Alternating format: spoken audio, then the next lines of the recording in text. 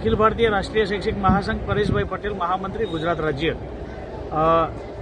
ગત જે પ્રમાણે એસઆરઆઈની જે કામગીરી કરી છે એ જ પ્રમાણે હવે વસ્તી ગણતરીની કામગીરી ટૂંક સમયની અંદર 2026ની એપ્રિલથી શરૂ થવા જઈ રહી છે. ત્યારે પ્રાંત કક્ષાએથી સરકાર સાથે અને વિભાગની ટીમ એટલે કે વસ્તી ગણતરી ટીમ નિયામક સાહેબશ્રી સાથે ચર્ચા કરતા આગામી સમયની અંદર જે પ્રમાણે શિક્ષકો અત્યારે અખિલ ભારતીય શૈક્ષિક મહાસંઘ સાથે 1,20,000 શિક્ષકો જોડાયા હોય ત્યારે શિક્ષકોની ચિંતા કરતું સંગઠન, બાળકની ચિંતા કરતું સંગઠન અને રાષ્ટ્રના હિત માટે ચિંતા કરતું સંગઠન એટલે આ પ્રશ્નને લઈને જ્યારે ઉજાગર કરવા માટે જઈ રહ્યો ત્યારે વસ્તી ગણતરી એ રાષ્ટ્રની કામગીરી છે, પરંતુ આવતા સમયની અંદર ક્યાંક શિક્ષકોને આ બાબતે તકલીફ ન પડે એ માટે બેઠકનું આયોજન થયેલું હતું. એ બેઠકની અંદર 8 મુદ્દાઓ લીધેલા છે.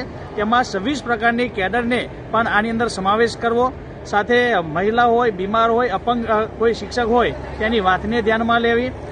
ત્યાર પછી જે પ્રમાણે શિક્ષકને બીએલઓ તરીકેની જે એસઆઈઆર કામગીરીની અંદર સહાયક નીમવામાં આવ્યા એ જ પ્રમાણે આની અંદર પણ એક સહાયક નીમવામાં આવે અને સાથે ઓપરેટર સિસ્ટમ ઊભી કરવામાં આવે, જેથી કરીને વસ્તી ગણતરીની કરવામાં કોઈ શિક્ષકને કે કોઈને તકલીફ ન પડે એ પ્રકારનું આગામી આયોજન માટે પણ મુખ્ય મુદ્દાઓ ચર્ચાઓ લેવામાં આવ્યા. આ જ પ્રમાણે 8 થી 9 મુદ્દાઓ સાથે ચર્ચા કરવામાં આવી છે. આગામી સમયની અંદર જ્યારે પણ જો જરૂરિયાત પડે તો જિલ્લાના સંકલન સાથે, જિલ્લાના અધિકારીઓ સાથે સંકલન કરી અને વોરંટ જેવા ઇસ્યુ, નોટિસ જેવા ઇસ્યુ ન બને અને ખૂબ ગંભીરતા સાથે આ બાબતે શિક્ષકોને સાથે રાખી અને આ વસ્તી ગણતરીની કામગીરી કરવામાં આવે એ બાબતના મુદ્દાઓની ચર્ચા કરવામાં આવી છે.